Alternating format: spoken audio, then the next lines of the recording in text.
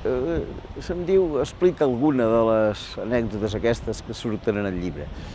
Potser la que explicaré és de caràcter molt i molt secundari, però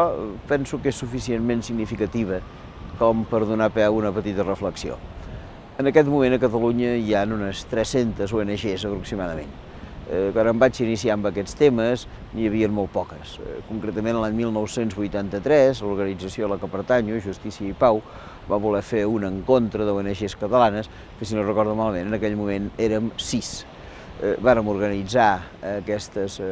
jornades, que encara recordo el nom, Nord, Sud i Nosaltres, i cadascú dels organitzadors, que eren poquets, ens vàrem encarregar de portar algun personatge que pogués explicar en què consistia la cooperació al desenvolupament, en quina manera es volien millorar les relacions nord-sud.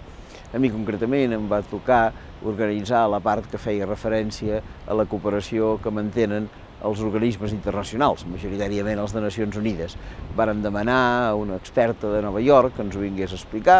amablement van accedir a venir, a mi em va tocar anar a rebre-la a l'aeroport, com s'acostuma a fer en aquests casos, la vaig dur cap a Barcelona, cap a l'hotel, la senyora molt contenta de que a Catalunya comencéssim a parlar d'aquests temes i tinguéssim aquestes preocupacions, però així, mig rient i mig no tan rient, em va dir que es notava que nosaltres encara érem molt primerencs, perquè l'havien convocat, li havíem enviat un bitllet d'avió, en aquell temps els bitllets encara s'enviaven per correu, i que el bitllet d'avió que nosaltres li havíem enviat era un bitllet amb classe turística, que nosaltres havíem d'aprendre que els funcionaris de les Nacions Unides acostumaven sempre a viatjar en primera.